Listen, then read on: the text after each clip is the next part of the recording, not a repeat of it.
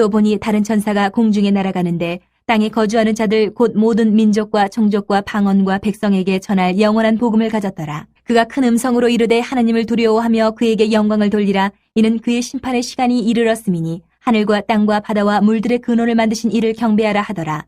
아멘. 자, 우리가 지난주까지 14만 4천인의 정체성, 자격에 대해서 무려 4주에 걸쳐서 상고했습니다. 자세히 살펴봤습니다.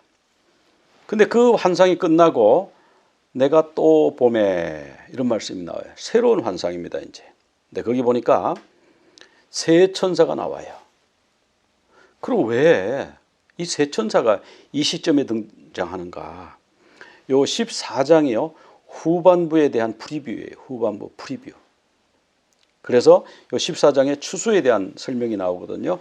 추수를 쭉 이제 세 종류의 추수를 하는데 그 세 종류의 추수에 대한 그 모든 내용이 뒤에 이어지는 내용들의 프리뷰에 해당하죠.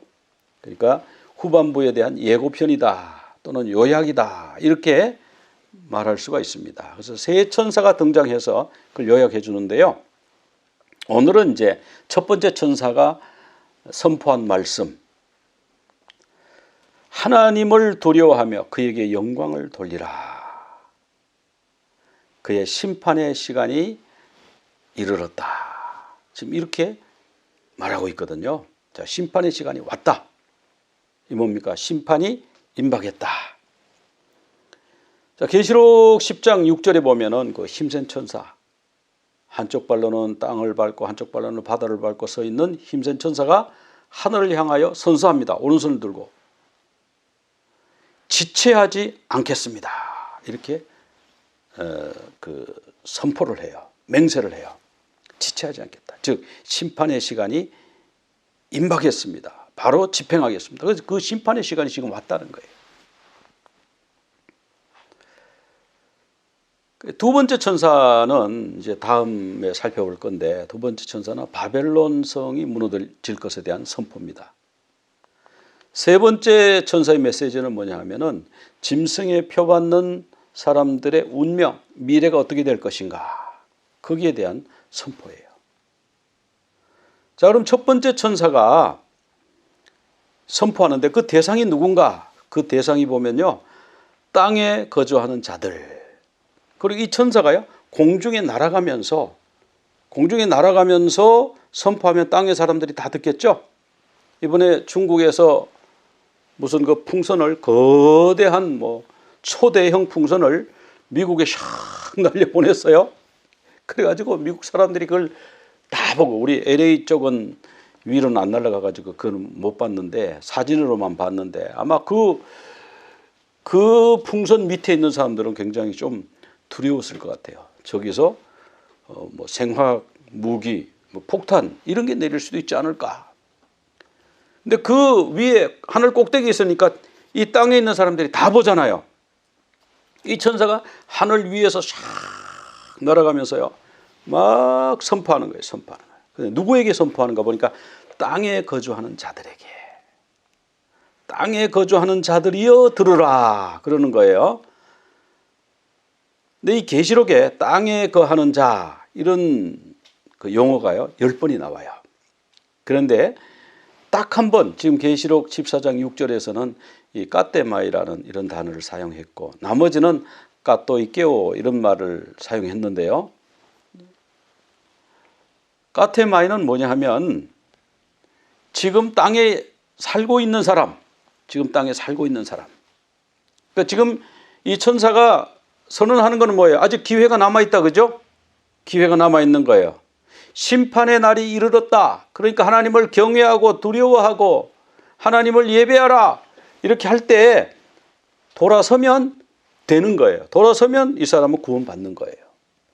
회개하면 구원받는 거예요. 기회가 있습니다, 그죠? 그런데 계시록 13장이라든지 다른 데 나오는 이 까토이케오는 뭐냐 하면 우상을 섬기는 자들이에요. 하나님을 대적하는 사람들이에요. 하나님을 신성모독하는 사람들이에요. 666 표 받은 사람들이에요.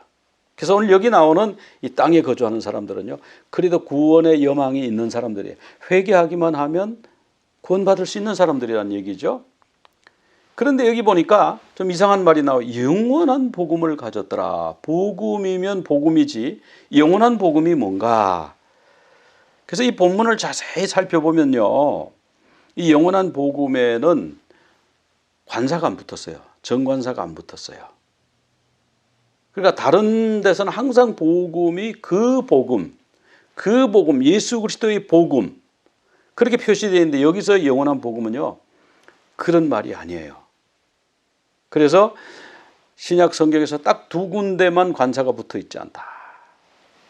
그러면 이 복음이라는 거, 유앙겔리온, 헬라 말로는 유앙겔리온인데 이게 무슨 뜻인가 하면, 전령이요, 전쟁터에서 막 달려왔어요. 그래서 사람들이 조마조마하게 기다립니다. 아니, 이긴 건가, 진 건가, 어떻게 된 건가, 막 달려와가지고 우리가 전쟁에서 이겼습니다. 그럼 어떻게 됩니까? 막 그 모여있던 사람들이 전부 환호성을 막 지르겠죠. 전부 지르는 거. 그리고 우리 왕께서 승리하고 지금 오십니다. 여러분 왕을 맞이할 준비를 하세요. 그러면 사람들이 막 기뻐하잖아요. 그죠? 이런 게 유앙겔리온이에요. 그냥 뭐 기쁜 소식 이런 정도가 아니라, 그래서 신이 탄생했다. 이거는 이제 그리스 로마 신화에 보면은 그 신들이요, 사람하고 똑같잖아요. 뭐 결혼도 하고 싸움도 하고 뭐 자녀도 낳고 뭐 이러잖아요. 그러니까 신이 태어난 소식, 왕이 즉위한 거. 그러니까 그 사람들은 황제를 신 중에 하나로 생각해요. 왜? 신도 사람과 별 차이 없는 걸로 생각하니까, 아, 그 신 중에 한 사람이 황제로 왔구나. 그러니까 황제가 탄생한 거를 유앙겔리온 이렇게 했단 말이죠. 그런데 이것이 복음서에 들어오면은 다른 말로 바뀌어요. 그런 그리스 신화, 로마 신화에서 나오는 그 신들의 탄생, 전쟁에서 이긴 소식, 그런 소식이 아니라 너희를 위하여 다윗의 동네에 구주가 나셨으니 곧 그분이 그리스도 주 예수이다. 이것이 가장 큰 기쁨의 소식. 그래서 큰 기쁨의 좋은 소식. 좋은 소식이 이제 유앙겔리온, 복음이지 않습니까? 큰 기쁨의 복음이다. 그러니까 그분들이 쓰던, 그 사람들이 쓰던 유앙겔리온하고는 다른 거예요. 큰 기쁨에 하나님이 그 아들 예수 그리스도를 이 땅에 보내서 태어나게 하신 그 기쁨의 소식, 그것이 유앙겔리온이죠. 그런데 왜 영원한 복음이라고 그랬냐? 로마 황제의 복음은요, 기쁨의 소식은요, 일시적인 거예요. 황제가 났다가 죽잖아요. 예수 그리스도의 유앙겔리온은 영원하다. 영원하다. 우리 주님의 복음은 영원한 거예요. 그 이사야 40장 8절에 보면 풀은 마르고 꽃은 시드나 우리 하나님의 말씀은 영영이 서리라. 베드로전서 1장 24, 25절 거기 보면 25절에 오직 주의 말씀은 세세토록 있도다. 그런데 이 주의 말씀이 뭐냐면 복음이래요. 너희에게 전한 이 복음이 곧 이 말씀이다. 즉 세세토록 있는 말씀이 복음인데, 세세토록 있는 복음이 뭐예요? 영원한 복음이죠. 영원한 복음. 바로 우리 예수 그리스도께서 전하신 복음이고 사도 바울이 전한 복음입니다. 사도 바울은 이런 말씀을 했죠. 고린도전서 15장에서 내가 너희에게 전한 복음, 기쁨의 소식, 큰 기쁨의 좋은 소식, 복음을 너희에게 알게 하노니 만약 너희가 내가 전한 그 말, 그 복음을 굳게 지키고 헛되이 믿지 않으면 그로 말미암아 구원을 얻을 것이다.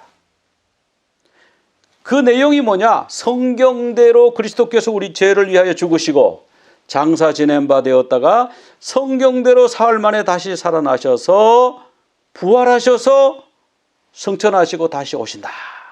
그런 내용이죠. 그런데 이제 오늘날 이 복음에 대해서 우리가 너무 이렇게 단순화시켜 버렸어요. 그냥 예수님만 믿으면 다 천국 간다.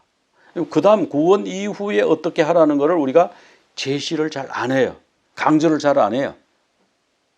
그러니까 우리가 예수는 믿었는데 예수 믿은 사람들의 어떤 삶의 모습이 세상 사람들에게 손가락질을 받는 경우가 종종 꽤 많이 있습니다. 그래서 이런 주의를 뭐 샌디매니아니즘이라고 그래요. 우리 한국식으로 말하면 구원파적인 믿음. 그러니까 예수님을 구주로 영접하면, 특히 샌디매니아니즘에서는 뭐라고 하냐면 그냥 예수님이 나의 구주인 것을 지적으로 동의하면 그러면 구원받는다는 거예요. 근데 여기 회개가 빠졌죠? 성화도 빠졌죠? 그리고 구원이 지적인 동의입니까? 의지의 결단이잖아요. 그게 예수 믿는다고 하는 건요, 의지를 사용해야 돼요. 믿음은요, 한번 믿고 그 다음에 뭐예요? 계속 믿는 믿음이 필요하죠. 한번 믿고 그 다음부터 안 믿고 부인하고 그러면 그게 참 믿음인가요? 그래서 이 복음은요, 회개를 전제한다. 먼저 회개하고 그 다음에 예수 그리스도 앞으로 오는 거예요. 세례 요한이 그렇게 전했습니다. 회개하라, 천국이 가까이 왔느니라. 예수님도 동일하게 말씀하셨어요. 회개하라, 천국이 가까이 왔느니라. 자, 예수님이 이런 말씀하셨죠. 내가 진실로 진실로 너희에게 이르노니 내 말을 듣고 또 나 보내신 이를 믿는 자는 영생을 얻었고 심판에 이르지 아니하나니 사망에서 생명으로 옮겼느니라. 그럼 우리는 이 말씀만 자꾸 붙들고 그러는데 그 앞에 뭐가 필요한 거예요?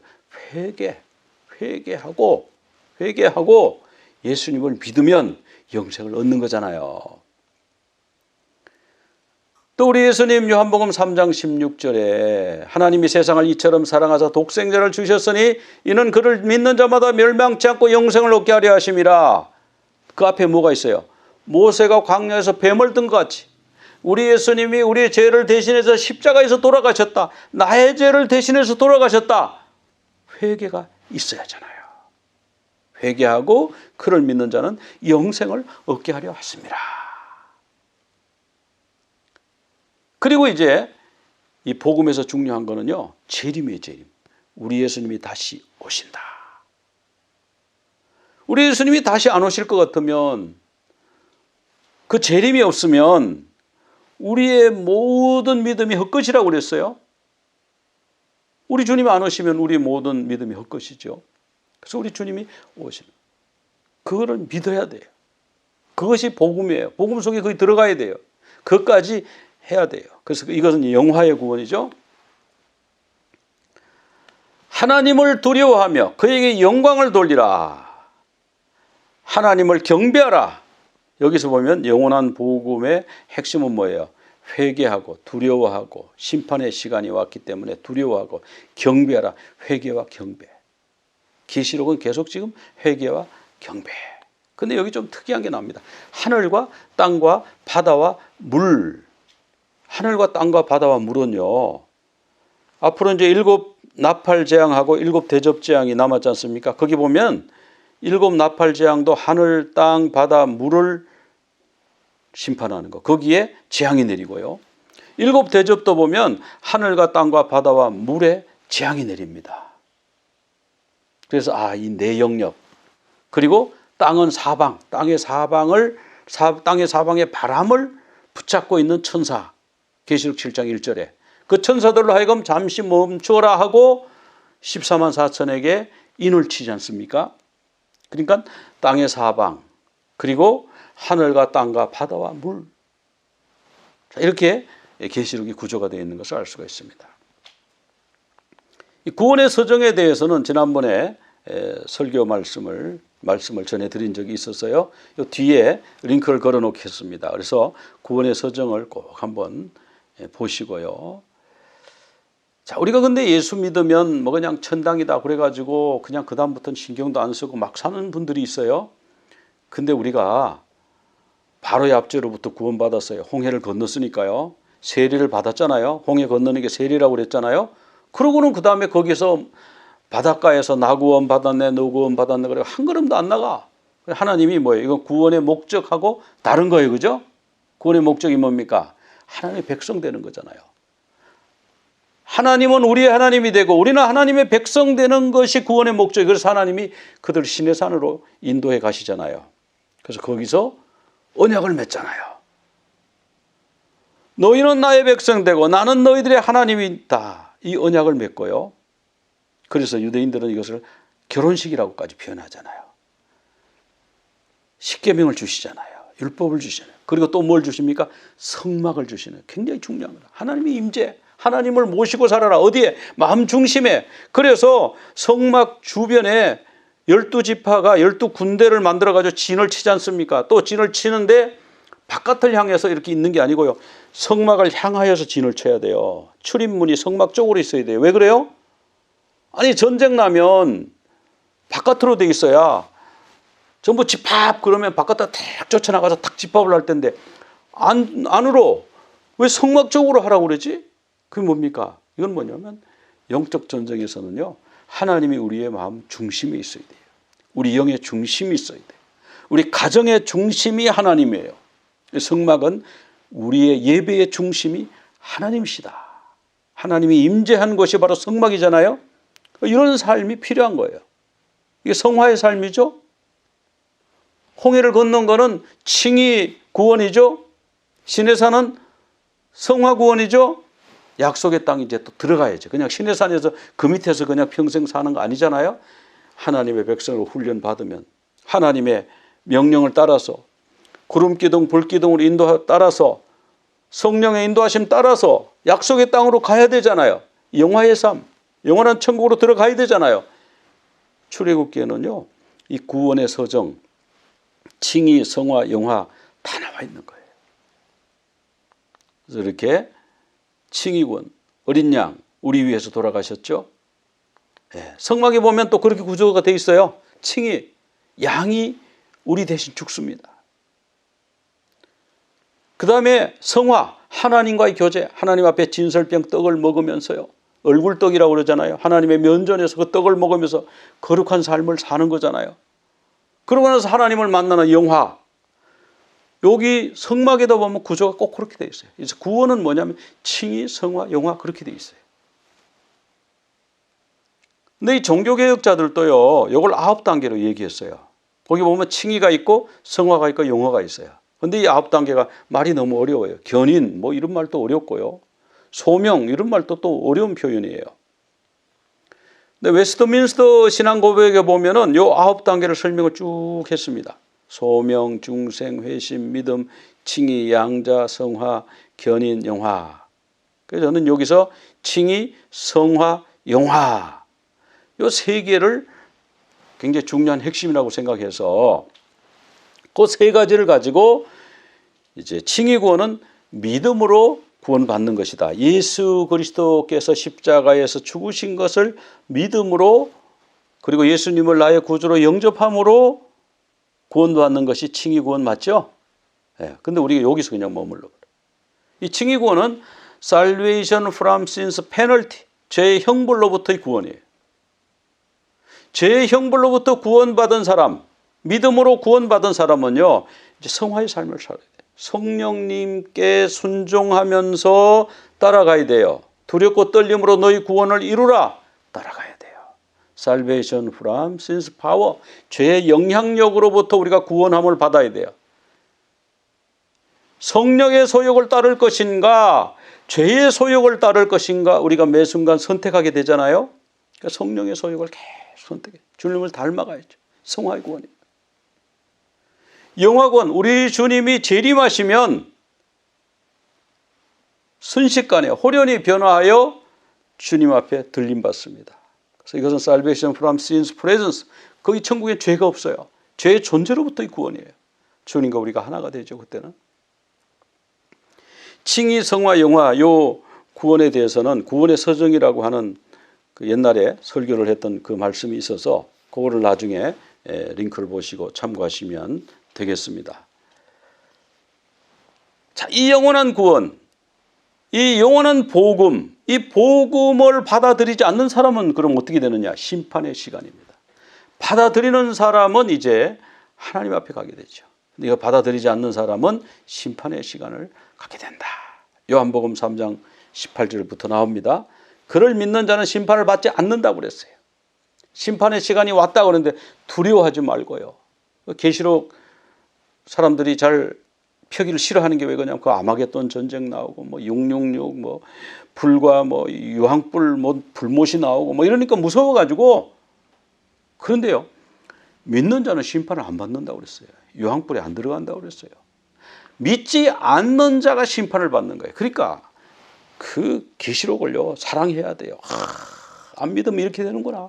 우리가 잘 믿어야 되는구나. 그래서 안 믿는 사람을 전도해야 되는구나. 뭐 이런 교훈을 얻어야 되고 그런 각오를 다져야 되는데 막 우리가 심판받으면 어떡하지? 우리가 믿는데. 그래서 믿지 않는 자는요, 사탄을 따르는 자는, 666을 받고 숭배하는 자는요 심판을 받는 거예요. 하나님 믿는 자는 666을 안 받는 거예요. 예수 그리스도를 믿는 자는 그 666 짐승에게, 그 우상에게 절하지 않는 거예요. 숭배하지 않는 거예요. 이제 심판의 날이 곧 임했다. 그 천사가 지금 하는 거예요. 심판의 날이 임했다. 그 전에, 심판의 날이, 그 시간이 오기 전에 우리가 선택해야 됩니다.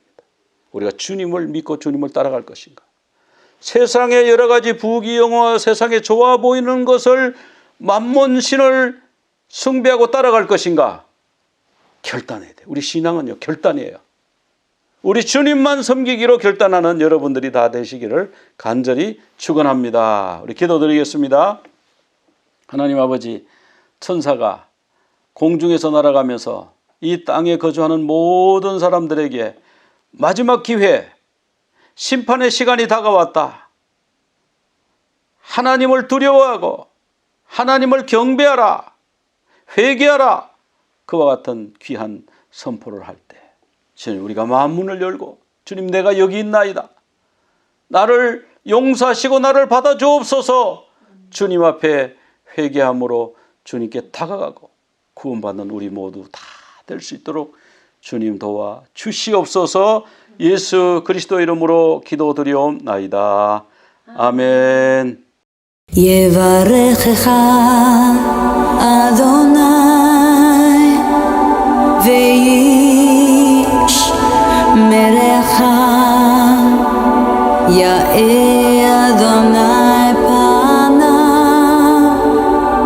אליך והוניקה, יישא אדוני פניו אליך ויעשה לך שלום, ויעשה לך שלום.